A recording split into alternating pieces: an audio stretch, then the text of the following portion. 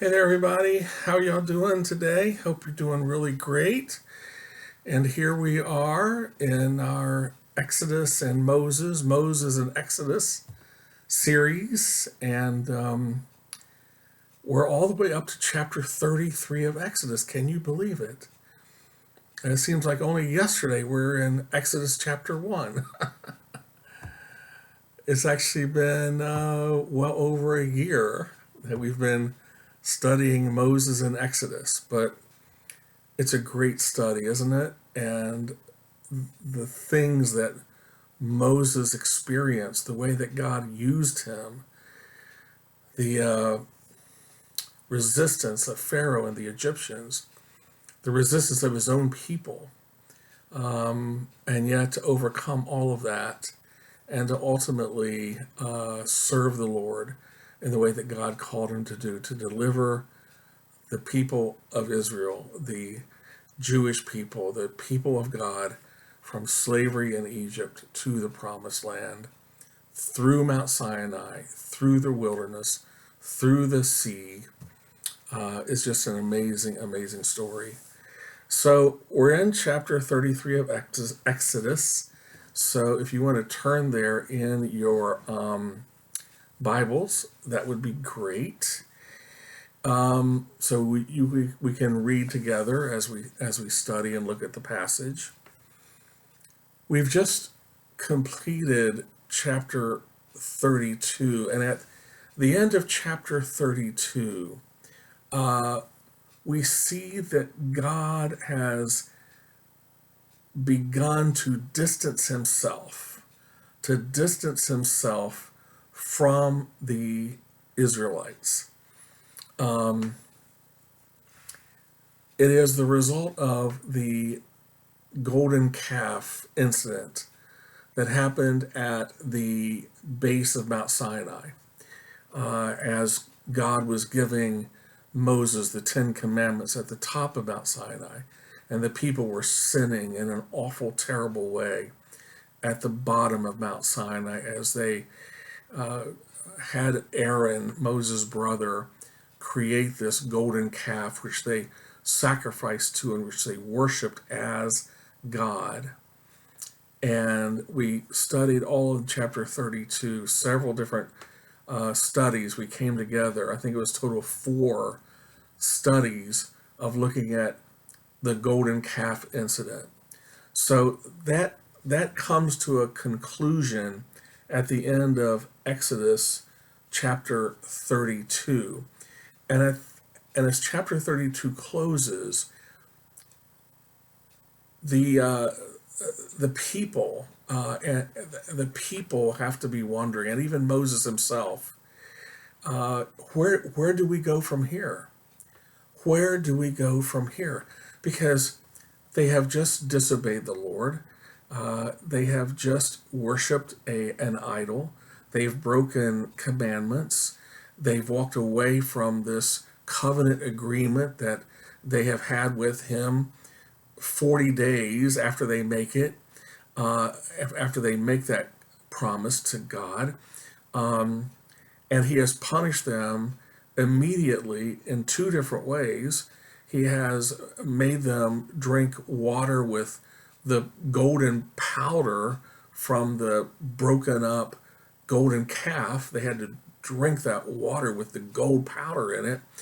And then also 3,000 of their men have perished, have been killed by the Levites as a result of God's immediate wrath on their disobedience with the golden calf. And then God says there will be yet another plague that will happen at some point in the future, during which many more will die. So there's immediate wrath, there's delayed wrath, and judgment, and so at the end of chapter 32, all of this has happened, and God has also said one very important thing that you might miss if you didn't continue to read in chapter 33. And what he said in chapter 32 is that there will be an angel who will lead you now to the promised land. And that is a change for them, because up to this point, God himself has guided them from Egypt to Mount Sinai through the Red Sea.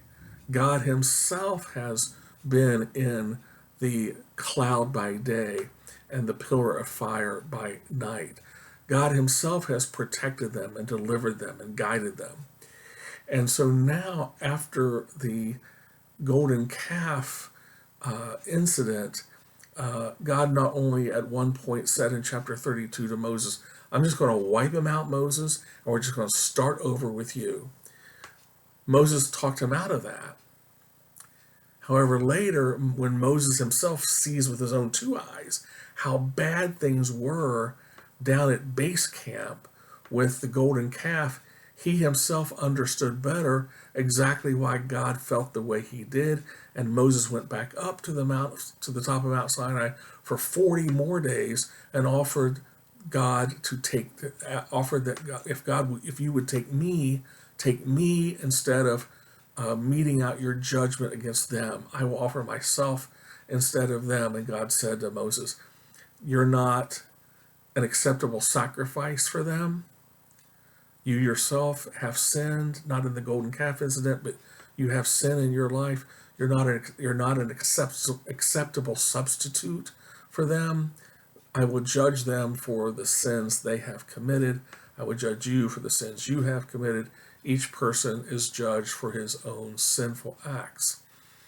And we contrasted last time how that was different than Jesus, who offered himself as a substitute for us for the sins we committed against the Lord.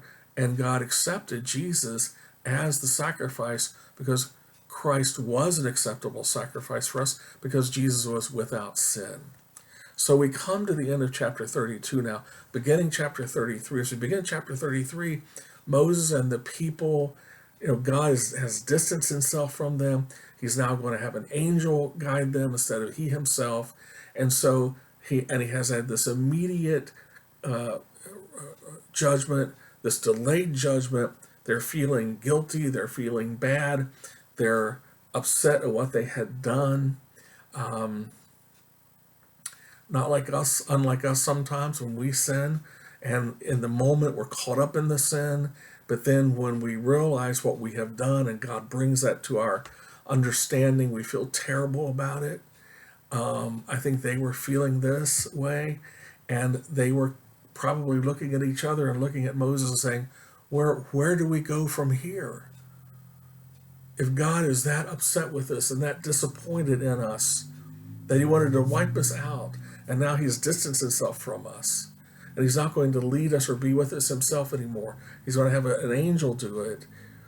Where do we go from here? What's going to happen to us now? What's going to happen to us now? So as we begin chapter 33, God is going to answer that question for them. And he has good news for them, and he has bad news for them.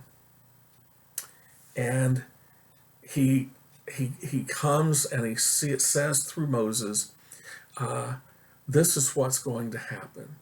This is the good news. And the good news is that he's going to continue to allow them to go on to the promised land. He's not going to take that away from them as their judgment, as their punishment. That he has made a promise.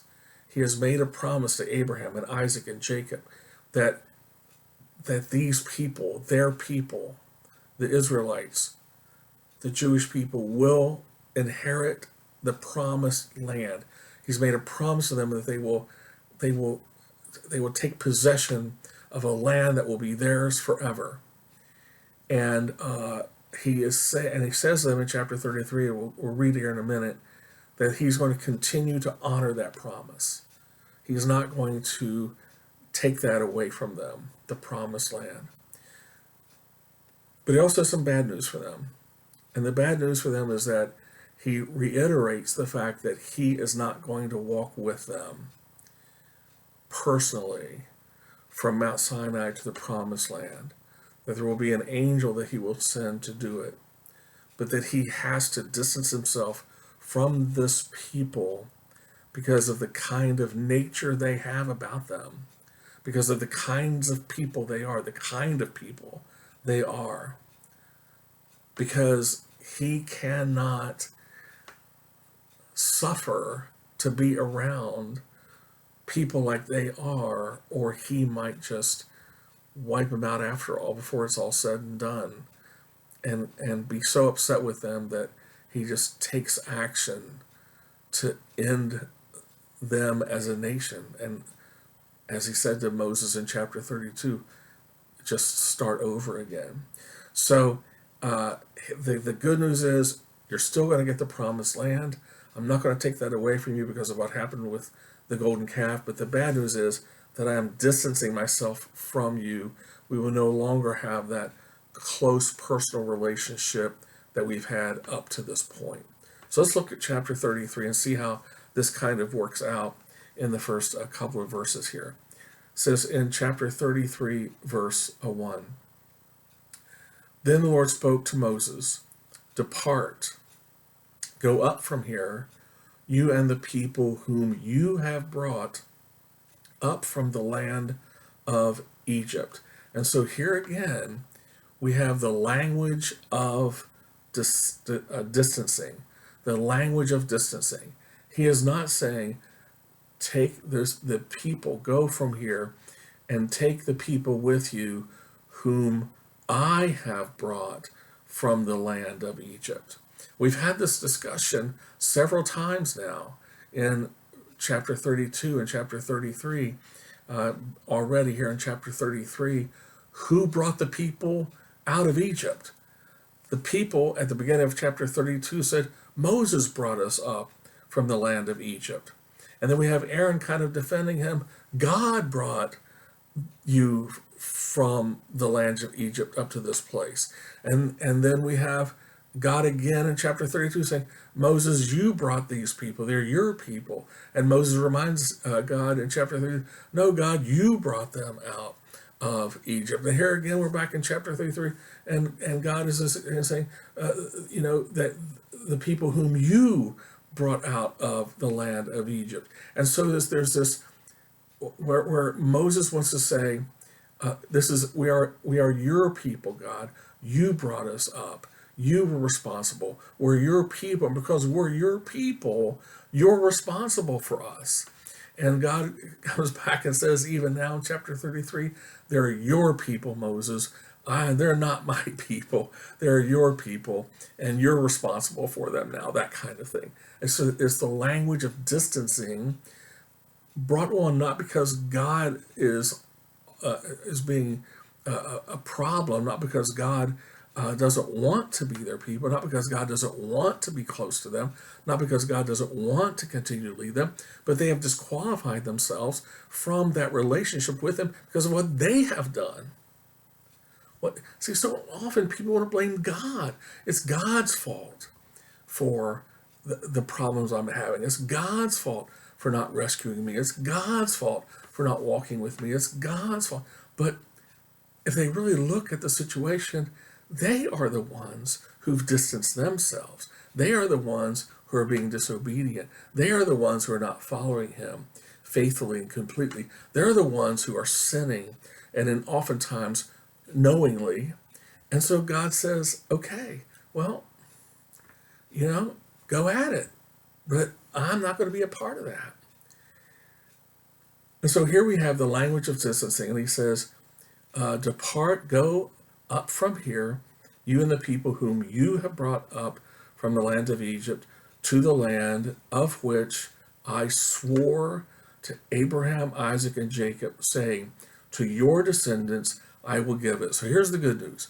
God is saying, I swore to them, I made a promise to them, I made a covenant to them, to Abraham and to Isaac and to Jacob, and because my word is good, my promise is good, if I make a promise, I will keep it, even though you have done the things you've done, even though you've been as disobedient as you have been, even though I'm distancing myself from you, I'm still going to honor the promise I made to them, and I'm still going to allow you, Moses, to lead them to lead your people to the promised land that I promised to give to your ancestors.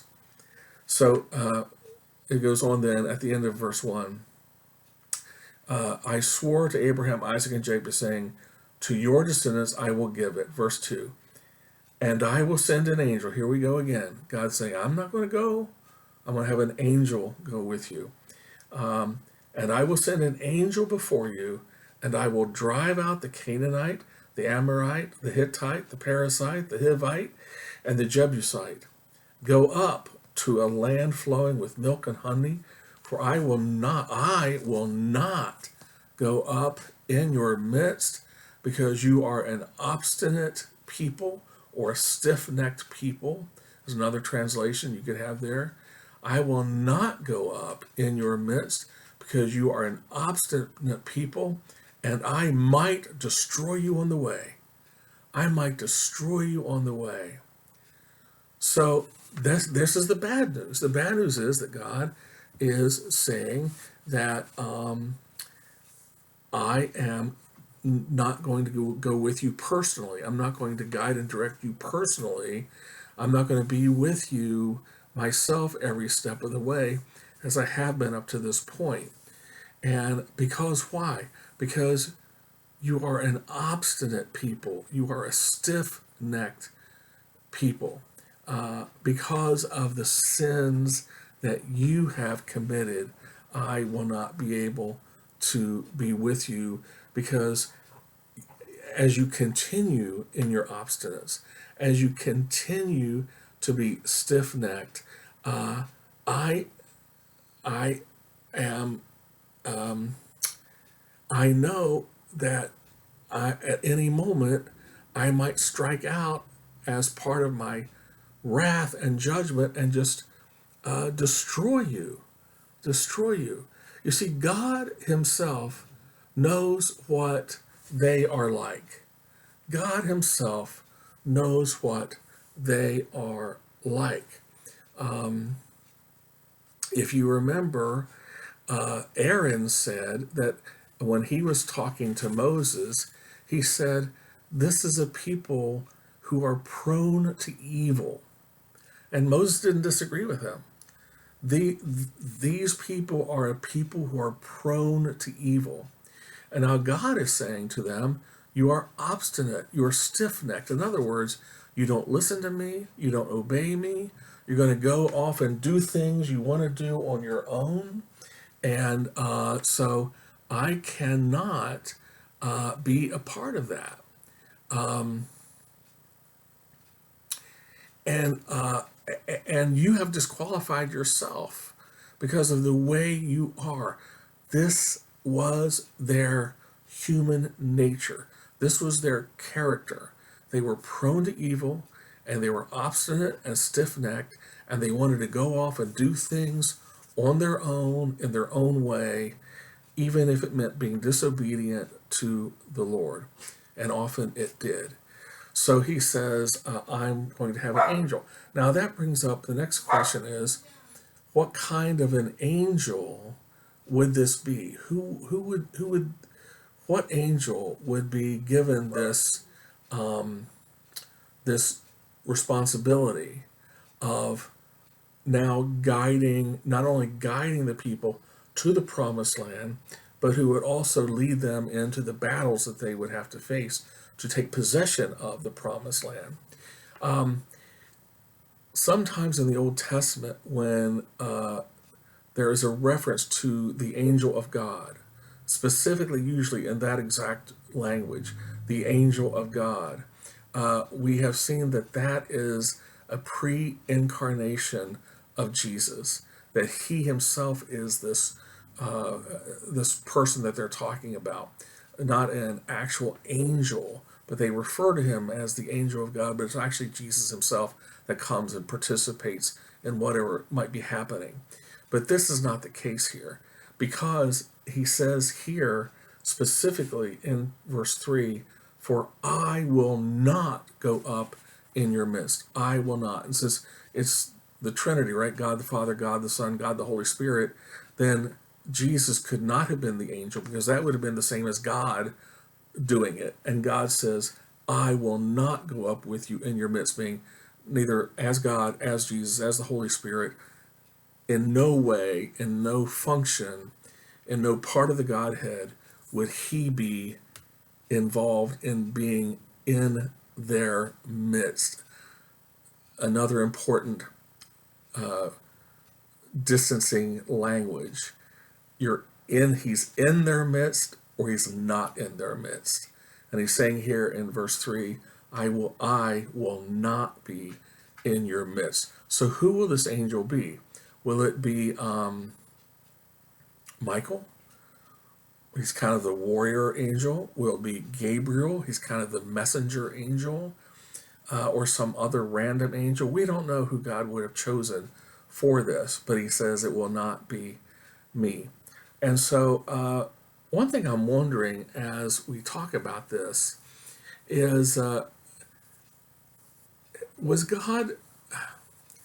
did God have an ulterior motive, maybe, for putting this out there in the way that he did for his people to consider?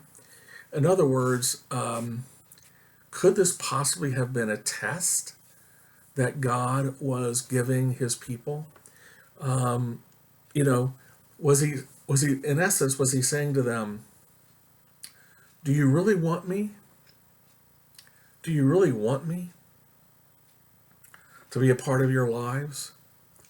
Do you really want me to lead you, to guide you, to direct you, to deliver you, to protect you?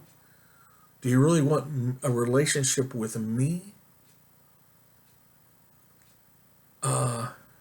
Because, you just worshiped a golden calf a minute ago. You just sacrificed to an idol a minute ago. You just broke the covenant with me a minute ago. You just broke the commandments a minute ago because you thought that by doing that, what was the motivation? What was the ulterior motive that the Israelites had to worship the golden calf? What was the end game? What were they shooting at? What were they trying to accomplish? Bottom line is they wanted to get to the promised land. They were impatient. They were tired of waiting on Moses. 40 days he'd been up there. He had told them that God has promised them this land that they will inherit, a land flowing with milk and honey. And they had come through the Red Sea and they were marching and they were ready to go. And now we stopped at Mount Sinai. We don't really know why or what's going on. We know that something's happening, but Moses is gone. 40 days. Let's get on the road. Let's go get our land. Let's go get our land. And so God is basically saying, maybe this is kind of a test where God is saying, do you really want me or do you just want the land? Because if you just want the land, then I have an angel that can take you there and give it to you and deliver you, and I'll deliver the land to you. But I won't go with you personally. You won't have a personal relationship with me. So what do you want? Do you want a relationship with me? To know me? To love me? Or do you just want the goodies of what I can give you? The goodies of the promised land? And this can happen today to us too. Do we really want a relationship with God because we love him? Because of what he has done for us, like what he did for the Israelites coming out of Egypt? Do we really want to be close to him and him to be close to us? Do we want his involvement in our life because of nothing more than because it's God and we love him and he loves us and he has done so much for us and he came to give his life for us, to take our place, to be our sacrifice, to be our substitute, because he, Christ, was acceptable in God's sight for that? And can we just love, if we get nothing else out of it other than just that relationship, is that enough? God wants to know. Or do you want the relationship with me because you think you're going to get goodies? You're going to get an easier life. You're going to get more money. You're going to get more recognition. You're going to be healthier. You're going to have a better family life. God says to us today, too, do you want me or do you want the goodies? And so maybe that's kind of what he's doing here, as he's putting them to the test. You failed me with the golden calf. It was taking my place because you were impatient and you couldn't wait for me. You just wanted to get to the goodies. You just wanted to get to the land. Well, if you just want the land, here's an angel that can take you there. Or do you want a relationship with me? Do you want me or do you just want the land? Okay, let's go into verse 4 then. It says, when the people heard God say this sad word, when the people heard this sad word from God, they went into mourning, and none of them put on his jewelry. And none of them put on his jewelry. Why were they in mourning? They were in mourning because God himself was no longer going to walk with them personally through the wilderness. This is kind of an answer to the question, do you want me or do you just want the land? And so we have the answer to that question in verse 4 here, that they were mourning. They weren't mourning because they weren't going to get the land, because God just said, okay, I'm going to give you the land. You're still going to get the land. He said already here in chapter 33, you're still going to get the land. They weren't mourning not getting the land because they were going to get the land. He said, I'm going to honor my promise. But they go into mourning anyway. Why do they go into mourning? They go into mourning because God said, I'm distancing myself from you. We are no longer going to have that relationship with you. And so this answers the question, do you want me or do you want the land? And they're saying here, we want you. We're going to mourn. We're in mourning now because you have said that you're not going to have that closeness to us anymore. We're not going to have that close relationship with you any longer. The intimacy that we've had with you since you sent Moses back to Egypt to rescue us, to this before the golden calf moment, this intimacy that we've experienced with you, we are no longer going to experience. And that is a sad word, they say, and we are going into mourning because of it. So this kind of answers the question, do they want God or do they want the land? Do they want the goodies? And they're saying, God, we want you. This is a sad word that you're distancing yourself from us, and we are mourning that fact. And then it says that none of them put on their jewelry. What jewelry? What jewelry are we talking about? Well, remember, they were slaves in Egypt, weren't they? Slaves don't have a lot of jewelry, do they? But by the time these people get to Mount Sinai, they apparently have quite a lot of jewelry. Well, remember where that came from. It came from the Egyptians themselves. Because when the Passover was over and the firstborn had died in Egypt, Pharaoh said, get out of here, go. Get out of here as quickly as you possibly can. And the people, the Egyptians, gave the Israelites everything they asked for, including jewelry and gold and probably precious fabrics and so on and so forth. We'll give you whatever you want. Just get out of here before any more of us suffer or die. And so it says in that part of Exodus that the Israelites plundered the Egyptians because of all of the goods that they received, including precious jewelry. And yet here they are in the at Mount Sinai, where God is speaking to them through Moses, And they have just come out of an incident where they have acted just like the Egyptians acted.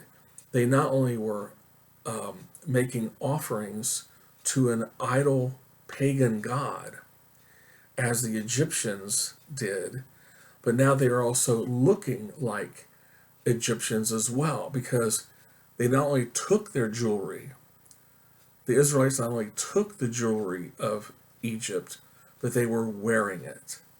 They were wearing the jewelry of the Egyptians, acting like them, thinking like them, dressing like them. And but then when God gives them this sad word, and they go into mourning because he has told them that they're going to lose that relationship with him, then they go into mourning and they take off the jewelry. They take it off because they couldn't go on as though nothing had changed. Something had changed in their relationship with God. And so they couldn't go on like nothing had happened, like nothing had changed. They couldn't go on just wearing the Egyptian jewelry like they always had. And another translation of jewelry would say ornaments, the ornaments. So ornaments or jewelry, however you want to say it. But they couldn't go on like nothing had happened, dressing like they had always dressed with all of the jewelry and all of the ornaments of Egypt, because things had changed now between them and God. And so by not wearing this jewelry, it's an outward expression of an inward emotion, something that was happening in their hearts. They expressed in an outward, visible way. And they were changed by it. They were changed by what happened at the golden calf in terms of realizing that they had done wrong and that their relationship with God had to change, and that they had sinned and they felt mourning, sadness for their sin, and that sadness had to be expressed. The sadness of their heart and the realization of the sin they had committed had to be represented somehow in an outward way. And the way to do it was to take off the ornaments of Egypt, because worshiping the golden calf and losing God was so awful for them, and they couldn't go on like the Egyptians did, like the Egyptians had done, like what they had learned from the Egyptians, because it was threatening their relationship with God.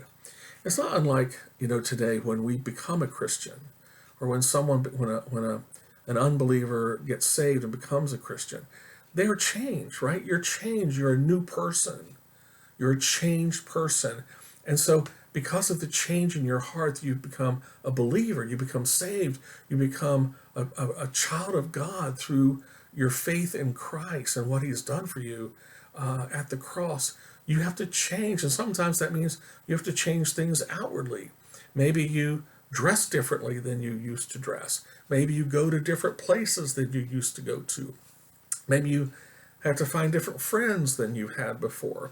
Maybe you watch different shows, go to different movies, hang out at different places. So there's an outward change because of an inward change. And so that's what's happening here. There's been an inward change by the Israelites.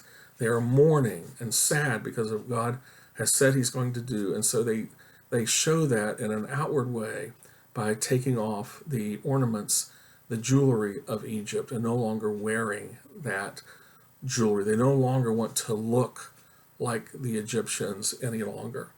Okay, let's go on then in verse 5. It says, "For the Lord had said to Moses, say to the sons of Israel, you are an obstinate people.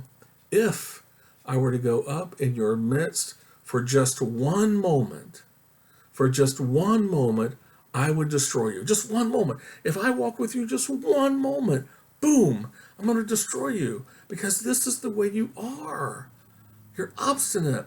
You're stiff-necked. You want to just do it your own way and ignore me and disobey me, and I can't have that.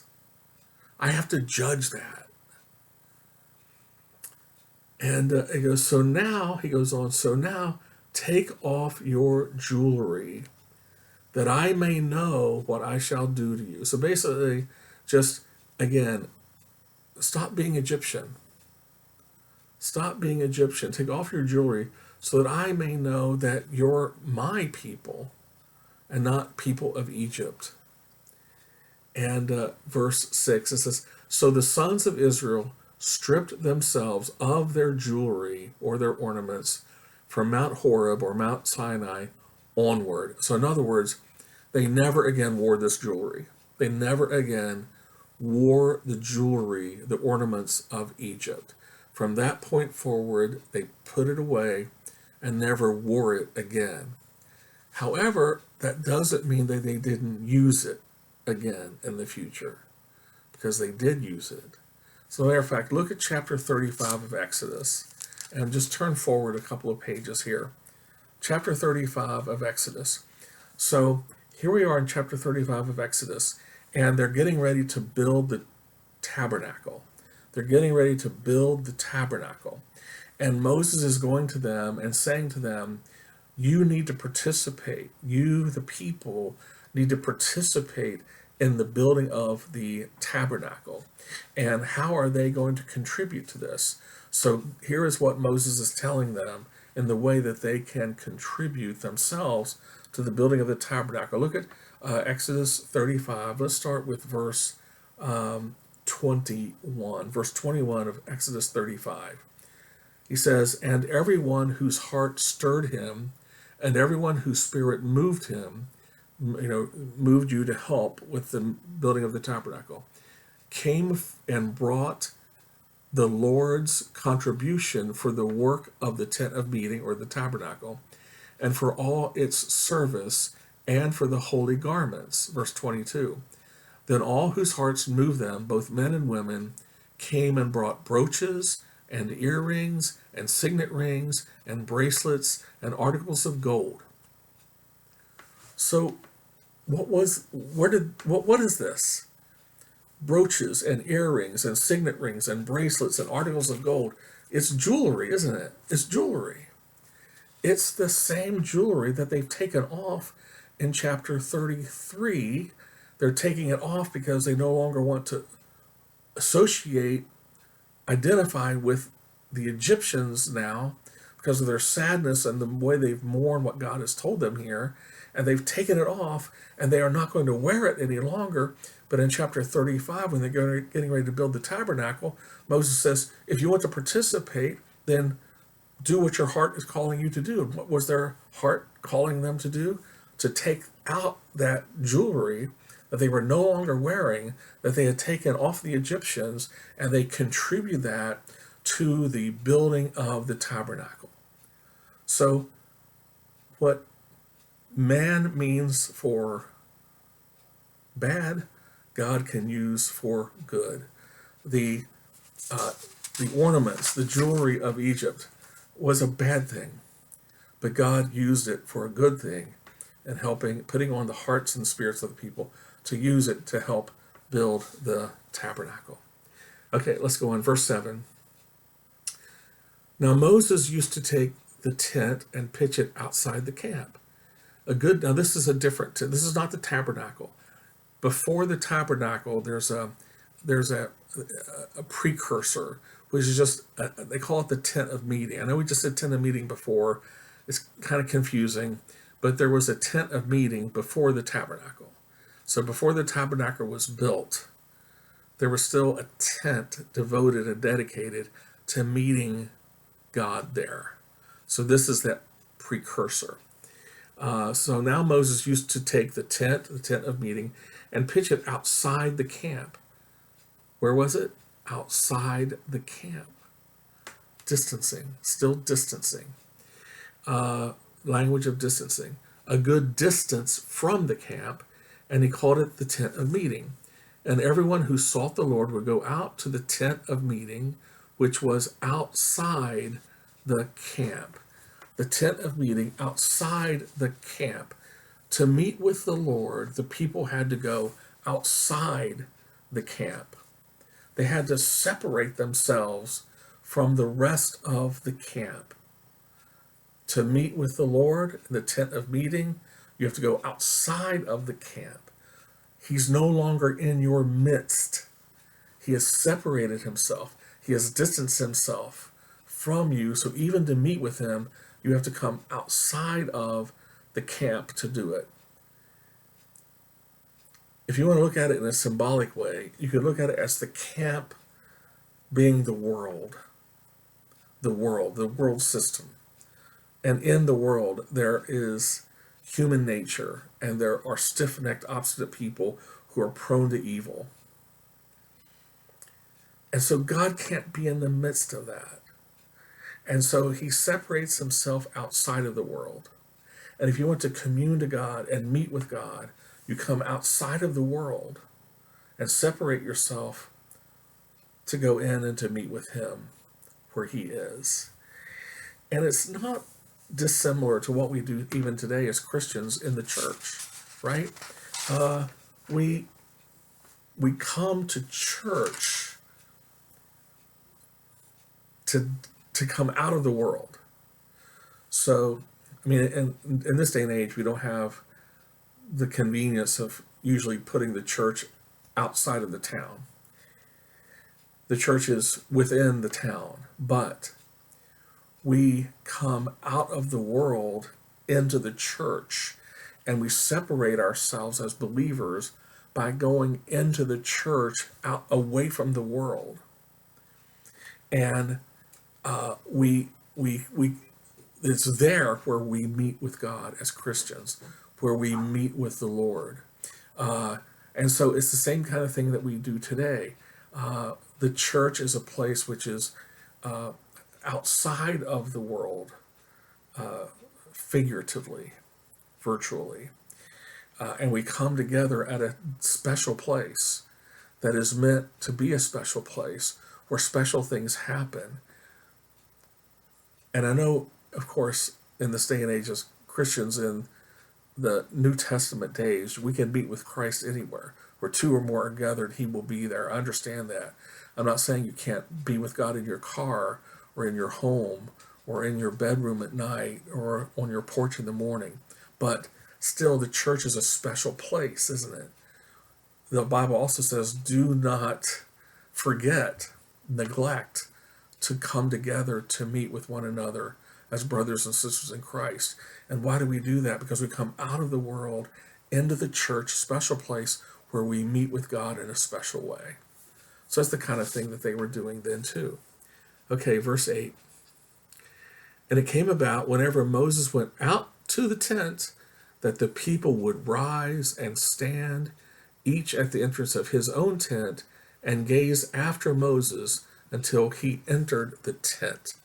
This reminds me of one of my favorite movies. One of my favorite movies, and you probably like it too, is To Kill a Mockingbird. To Kill a Mockingbird. And there's a scene in that movie where Gregory Peck's character, Atticus Finch, who's a small town lawyer, who's defending a black man against a white woman who has falsely accused him of assaulting her. And Atticus Finch, a white man, a white lawyer, has agreed to defend this black man. And back in that day, that was a very controversial thing to do. But Atticus Finch was a virtuous man who stood for right, even when it was difficult.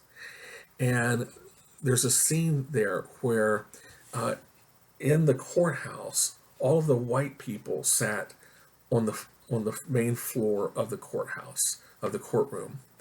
But there was a balcony, and all of the black people in town had to sit in the balcony, except Scout, who was Atticus Finch's daughter. She would go up, and she would sit in the balcony with the black people.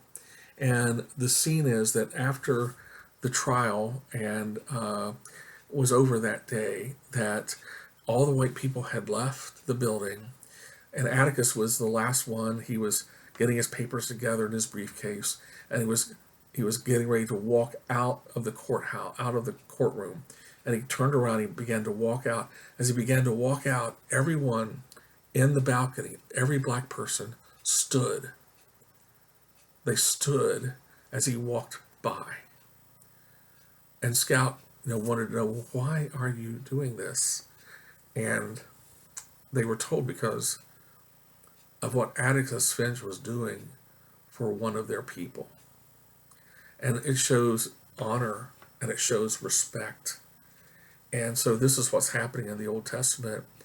Just as those people stood to honor the kind of person Atticus Finch was and what he was doing, the Jewish people, the Israelites, would stand and honor Moses for what he was doing and for how he was representing them to God. And in essence, they were also honoring God. And they were honoring what was about to happen because they knew what was about to happen. What was about to happen was that Moses was going to go speak with God. Speak with God. So let's go on and see the rest of it then. Verse 9. Whenever Moses entered the tent of meeting, the pillar of cloud would descend and stand at the entrance of the tent, and the Lord would speak with Moses.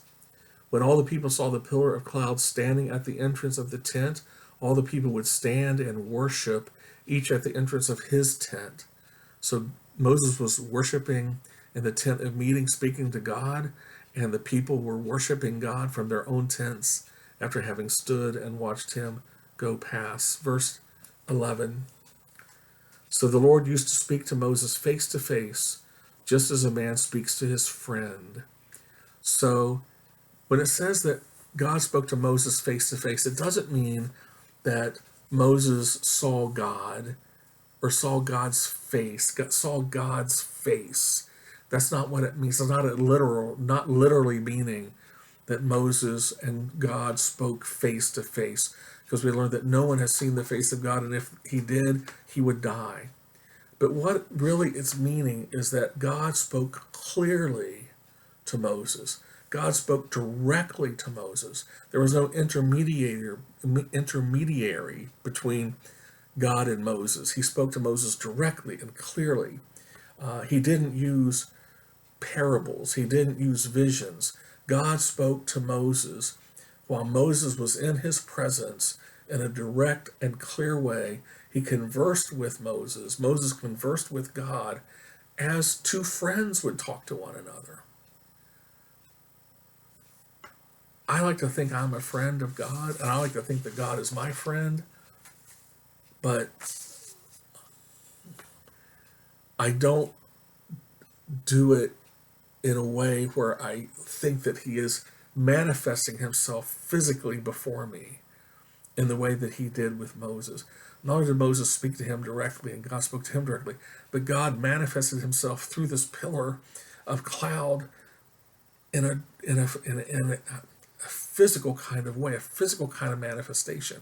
Exactly how that was, what that was, that's a mystery.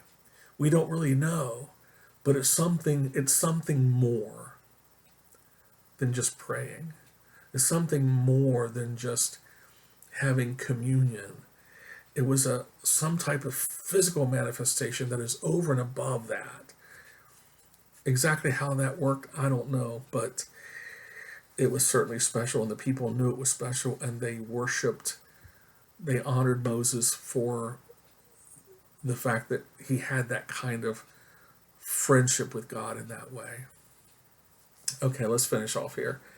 We're going to finish here with verse 11 for this study for today. It says, so the Lord used to speak to Moses face to face, just as a man speaks to his friend. When Moses returned to the camp, his servant Joshua, the son of Nun, a young man. So Moses is making it clear to us here that Joshua was young, and some people think he was probably around 40 years old at this point. And so Moses would be seen as an old man at this point. Joshua was seen as a young man. And it says that Joshua was the servant of Moses.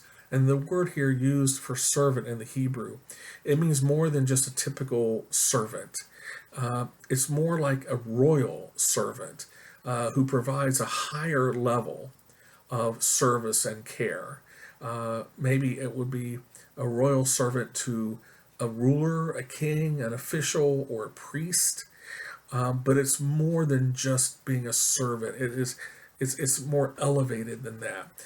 If you're a fan of Downton Abbey, it would be like Joshua was not the valet to Moses, but he was the butler to Moses. So it was more than just a kind of, it was a royal kind of high level of service that Joshua rendered to Moses.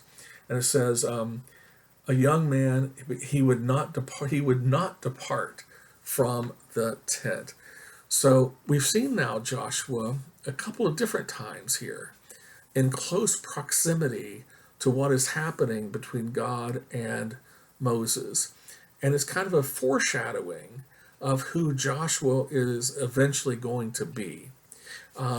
If you remember when Moses went up to the top of Mount Sinai, Joshua was the one who went up higher and farther up than anyone else. So Joshua and Moses went most of the way to the top of Mount Sinai, and Moses went all the way to the top, but Joshua was the one who waited closest to where Moses was. And then he did not leave Mount Sinai for those whole 40 days, and then he walked down from Mount Sinai with Moses when Moses was carrying the Ten Commandments. It wasn't just Moses himself coming down, it was Moses and Joshua together.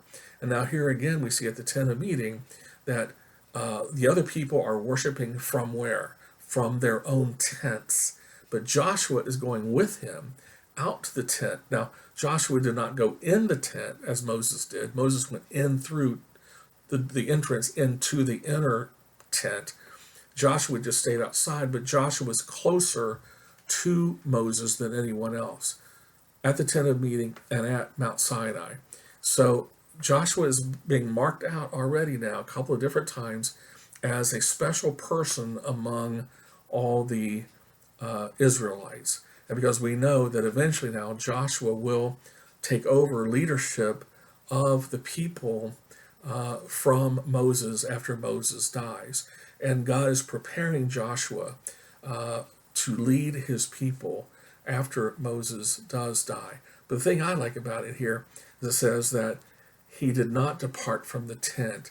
Joshua loved to be in God's presence. He stayed at the top of Mount Sinai because he was closest to God. As God was meeting Moses there, he was closest to that. He's at the tent because he's closest to where God is meeting with Moses. He loved to be in the place where God was. He loved to be in God's presence and went out of his way to do so. It reminds me of a time when I was young. I was a teenager and I had just become a Christian. And once I became a Christian, I loved to go to church. I wanted to be there. So that door was opened. Sunday morning I was there. Sunday night I was there. Wednesday night I was there. I couldn't get enough of it. Well, a couple of times, I hate to admit it now, I'm going to give you a true confession here. A couple of times on a Sunday morning, I would sneak down into the Sunday school rooms, which were kind of in the basement of the church. And I would unlock one of the windows, which faced outside. And I would sneak down there and do it secretly. And then on like Monday or Tuesday of that, I do that on Sunday morning, or I might do it on a Wednesday night. And then the next day or the next couple of days, I would sneak down there and I would open the window and climb through the window when no one was there. And I would lock it behind me because when I left, I'd go out the door. This is back before the days of alarms and ring doorbells. But I would sneak into the church when no one was there because I just wanted to be in church. I just wanted to be there. And I'd go up to the sanctuary and I would just pray and I would just be there. I just wanted to be there. I wanted to kind of be in God's presence, and I wanted to come away from the world into the church, a special place where I felt I could have a special communion and conversation with God there that was different than what I was having out in the world, as it were. I look back on it now. I'm sure if I'd just gone to the pastor and asked for a key, they would have given me a key, and I could have made it a lot easier on everybody. But Joshua was like that. He just wanted to be in God's presence. So, okay, we'll stop there. We'll come back next time and pick up the rest of chapter 33. And when we do, we're going to find Moses once again intervening, being the mediator between God and his people and God's people and God. And he's going to go to the Lord. He's going to ask the Lord to change his mind again. This will be about the third or fourth time now where Moses is going to, on behalf of the people, ask God to change his mind. And what's he going to ask him to change his mind about? We'll find out next time. Okay, guys, have a good one. Love you, and the Lord bless you.